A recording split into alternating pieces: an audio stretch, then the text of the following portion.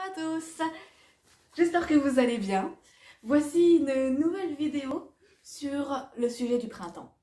Depuis ce week-end, nous sommes en printemps. Voilà, on y est. Il y a un peu plus de soleil, il fait meilleur, on enlève un peu les doudounes, c'est trop cool. Les oiseaux chantent, c'est trop beau. Eh bien, en même temps que le printemps est arrivé, ce que j'ai observé un peu autour de moi, c'est qu'on est en général, dans la grande majorité, dans une grande fatigue, une grande lassitude.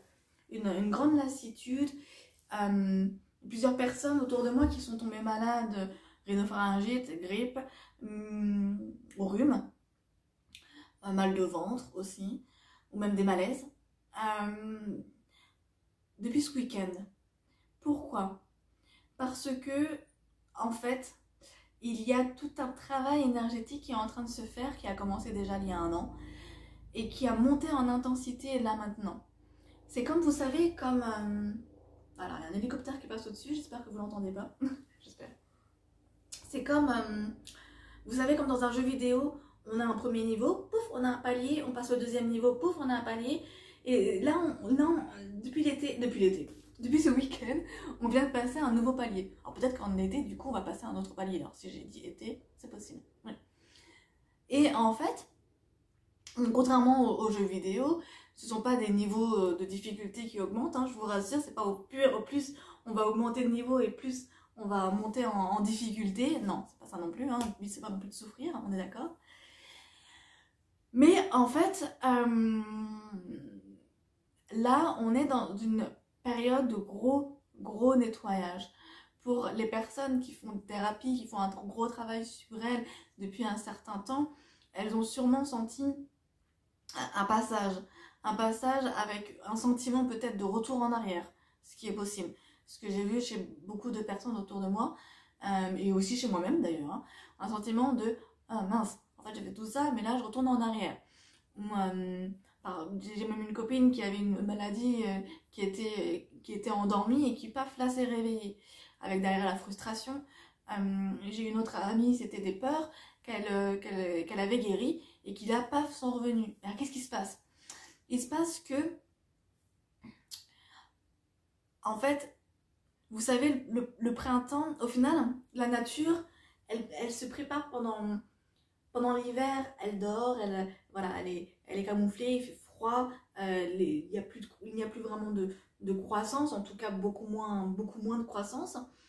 Et puis quand le soleil arrive, quand les beaux jours arrivent, et bien paf, il y a des fleurs qui sortent. Donc ça veut dire qu'avant que les fleurs ne sortent, avant que le printemps n'arrive, la terre, la nature s'est préparée en fait à ça en sous-marin, j'ai envie de dire, en souterrain plutôt, en souterrain, et que les fleurs poussent dès que le printemps arrive. Et là en fait c'est pareil pour nous. C'est pareil pour nous, c'est-à-dire qu'il y a plein de choses qui se sont passées en souterrain, dans notre travail énergétique, dans notre travail thérapeutique peut-être. Il y a pas mal de personnes qui ont pris conscience de leur capacité, de leur hypersensibilité, et qui ont eu des grosses prises de conscience. Et là maintenant on est à un niveau de ok, je sais tout ça, j'ai nettoyé déjà une partie, on va remettre encore une couche, on va passer ce palier là justement pour aller vraiment encore plus en profondeur. On est, pour ceux qui s'y connaissent, enfin pour ceux qui regardent des vidéos de chamanisme ou des vidéos spirituelles, etc. On est là actuellement dans le féminin sacré. Le féminin sacré, c'est l'intuition, c'est c'est le fait de materner, c'est la douceur, c'est la lenteur, c'est l'arrêt, la pause. C'est le fait de, ok, je réfléchis, je regarde ce qui se passe et après j'irai dans l'action. Le masculin sacré, c'est justement le mouvement, c'est justement la mise en action, c'est justement l'autorité aussi.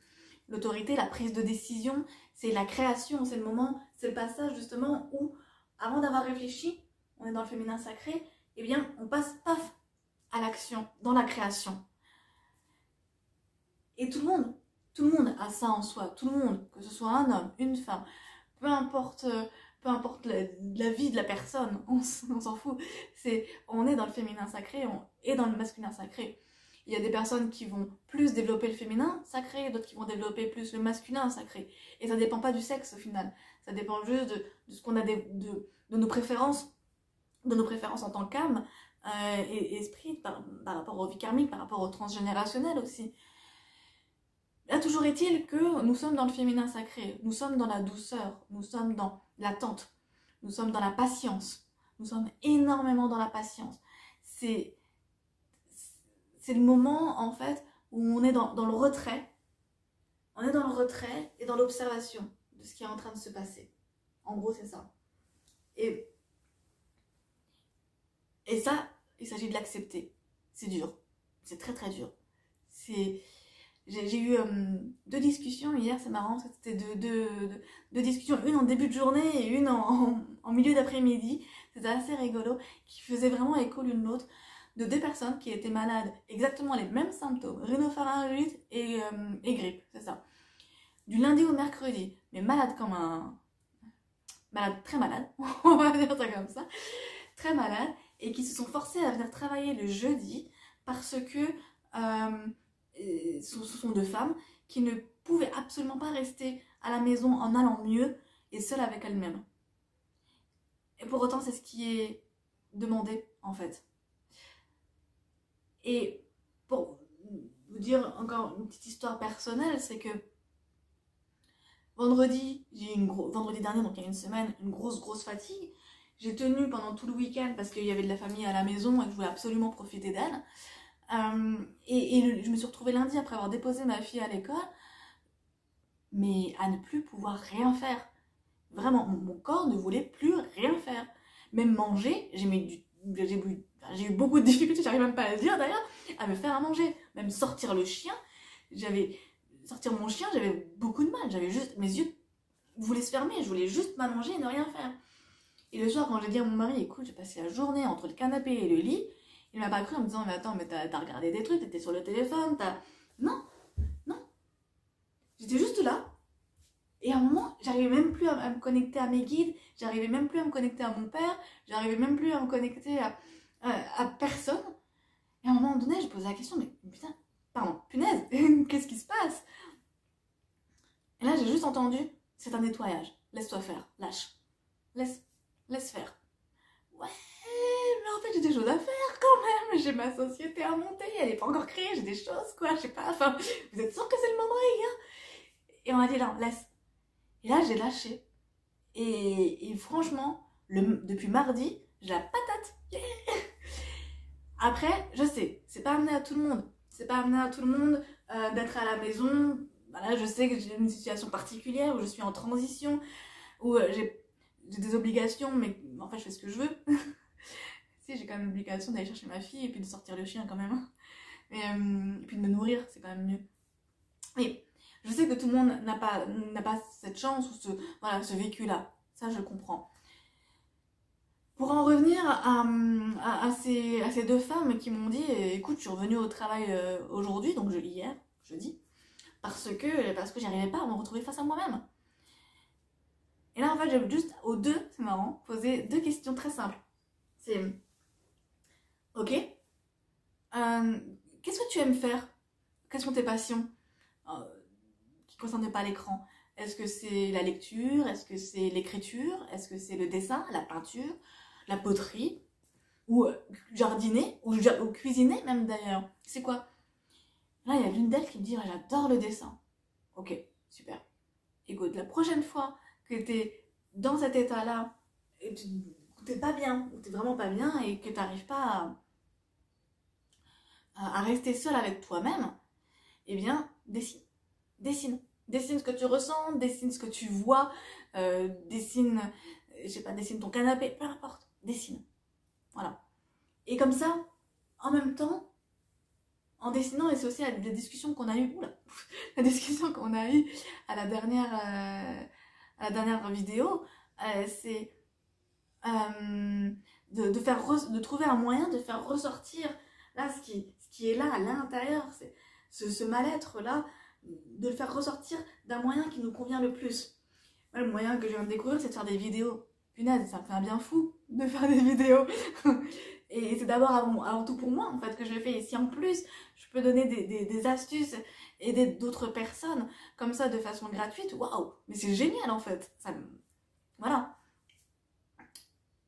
Et du coup, la deuxième question c'était, ok, elle est où la peur? C'est quoi qui te dérange quand tu te retrouves seule face à toi-même? Elle est où? Et l'une d'entre elles, parce que je vais pas vous raconter toute la discussion, sinon vous n'allez pas rester, là ça fait déjà 10 minutes. L'une d'entre elles me disait, t'imagines, si je me retrouve face à moi-même, je me retrouve face à mes propres démons, mes propres ombres, mes propres parts d'ombre. Ah ouais, c'est justement ça. C'est justement ça, le nettoyage du féminin sacré. C'est justement de pouvoir prendre conscience de ces parts d'ombre, de les accepter, de les tolérer et surtout de les pardonner. Parce que comment pouvez-vous être dans la lumière? Comment pouvez-vous être dans l'amour, dans l'abondance? Je ne parle pas forcément financière, même si elle en fait partie. L'abondance d'amour, l'abondance de choix, l'abondance de joie, l'abondance d'amitié, voilà, toute forme d'abondance positive. Si la part sombre est mise au placard, elle va continuer à taper à la porte. C'est comme un enfant. Comme un enfant qui veut découvrir le fer à repasser. Ah, le fameux fer à repasser, le plus gros cauchemar. On va dire plus gros cauchemar. Peut-être que j'exagère, mais il voit un fer à repasser. Il voit son père, sa mère en train de repasser. Il dit, oh, ça a l'air trop cool. Ça a l'air trop bien. Cool. Il va vouloir s'approcher. Il va vouloir faire la même chose, lui aussi, forcément. Il voit son père, il voit sa mère repasser, il veut le faire. Si le parent dit juste, non, t'approches pas, non, c'est chaud, non, c'est chaud, non, c'est chaud, il va attendre que vous soyez retourné ailleurs, chercher un autre vêtement ou quoi ou qu'est-ce, pour aller tester lui-même, et il va se faire mal. Par contre, si vous lui dites, ok, regarde, on va le faire ensemble, là c'est le fer à repasser, là c'est ta main, tu l'approches un tout petit peu, tu sens la chaleur, tu la sens, eh bien, si tu la mets encore plus proche, eh bien, tu vas te brûler. Donc, maintenant que tu as conscience de cette chaleur qui fait mal, maintenant tu sais que tu ne dois plus y retourner. Et le gamin, après, il s'en va, c'est fini, il veut plus entendre parler du repassage. Ça, c'est un peu dommage, parce qu'après, vous pouvez pas vous faire aider pour qu'il vous repasse des affaires, une fois adolescent. Mais bon, ça, c'est un autre sujet. Et toujours est-il que, pour nos parts d'ombre, ben, c'est pareil, en fait. Et c'est très dur d'y accéder à nos parts d'ombre, parce qu'on a honte. On a honte de ce qu'on a au fond de soi. C'est horrible, en fait. Et je sais de quoi je parle. Et franchement, comment dire, sans les accueillir comme une mère, comme une copine, comme une femme, comme une épouse, peu importe, sans les accueillir dans la douceur du féminin sacré, eh bien, peu importe qu'on soit un homme et une femme, encore une fois, j'insiste, ouais, bref, c'est sans accueillir cette part d'ombre en soi, avec tout l'amour, avec toute la oui, tout le côté maternel que tout le monde est capable d'avoir, eh bien elles seront toujours là, comme l'épée de Damoclès en fait. Elles sont toujours là au-dessus de nous, elles planeront, elles nous feront toujours peur. Elles nous feront toujours peur et puis elles nous empêchent en fait d'accéder à notre vrai nous. Et une dernière petite histoire, après je vous montre quelques astuces et je m'arrête là parce que ça fait déjà 14 minutes. Il y a 2 semaines, j'étais en séance chez ma kinésiologue et justement on parlait de l'amour de moi-même où ma demande était j'aimerais vraiment arriver à cet amour inconditionnel en moi-même. Je parle pas d'égocentrisme, je parle pas d'égotisme, je parle pas de tout ça hein, en fait, je parle juste de s'aimer soi-même en fait, et réellement pour ce qu'on est. Et on est parti sur un souvenir de mes 5 ans et un autre de mes 14 ans, où en fait, j'ai fait des choses vraiment, mais horribles, enfin horribles, c'est peut-être exagéré, mais en tout cas très dures, à des copines qui m'étaient très proches, où en fait, j'utilisais mes capacités de captation de l'émotion de l'autre, enfin, je sais pas si ça se dit captation, mais où j'étais capable de savoir exactement où faire mal, exactement quoi dire pour faire pleurer les personnes. Et lorsqu'une personne me faisait mal, mon mécanisme à moi était de dire « Tiens, tu me fais mal. Ah ouais, ok, bah tu sais quoi, je vais appuyer sur ce bouton-là et tu vas pleurer. » Bah j'ai fait ça et même encore il y a quelques semaines, il y a quelques mois, il y a encore beaucoup moins depuis que j'ai rencontré mon mari, mais oui, je sais maintenant, je suis capable de ça. Je suis capable de faire très très mal avec les mots. Et en plus, les mots, c'est mon arme en fait. C'est avec les mots que j'écris, c'est avec les mots que je guéris, c'est mon don à moi. Voilà. Il y a aussi à d'autres personnes, en tout cas, c'est celui que j'utilise, on est d'accord. Et quand je parlais avec ma kinésiologue, j'avais juste envie de pleurer, mais j'avais honte. Putain, mais t'imagines d'utiliser ce don qui m'a été donné pour faire du mal.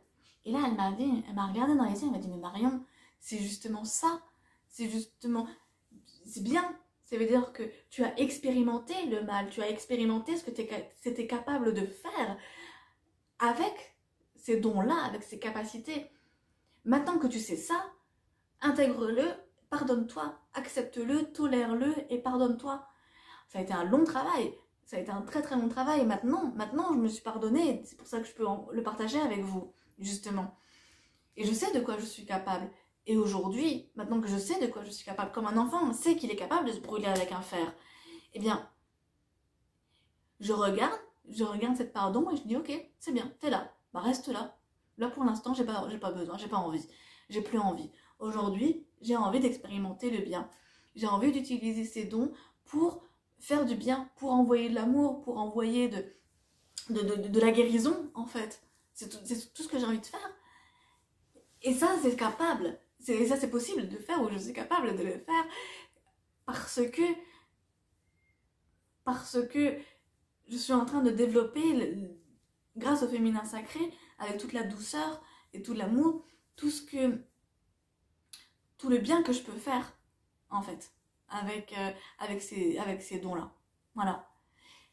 Dernière petite chose, parce que ça fait déjà 17 minutes, petites astuces, il existe ces carillons Koshi qu'une amie extraordinaire m'a présenté et que j'adore. Et merci encore pour ça. Il y en a 4 que vous pouvez trouver sur internet. Le site c'est l'arche-de-noé.com, arche-2-noé.com, que je mettrai en description. Il y a ça, que j'utilise beaucoup, je vais l'arrêter, que j'utilise beaucoup pour me calmer, quand j'ai des moments de colère, quand j'ai des moments de lassitude, ça me recentre, voilà. Donc il y en a 4 comme je vous l'ai dit, l'air, le feu, la terre et l'eau. Ça m'aide énormément. Après vous avez aussi des sons sur YouTube, des sons carillon Koshi, où vous pouvez juste mettre les sons et puis rien que ça calme énormément et ça coûte rien du tout. Voilà, juste un peu. Voilà. C'est magnifique.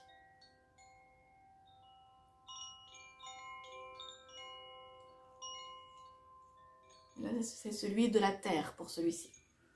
Après, vous avez aussi des bols tibétains qui, avec la vibration qu'ils émettent, vous entendez? C'est magnifique. Et ben ça rentre dans le champ morphogénétique, ça rentre dans l'aura, dans l'esprit, dans le corps, ça rentre à l'intérieur, plus profond dans l'âme, et ça nettoie énormément.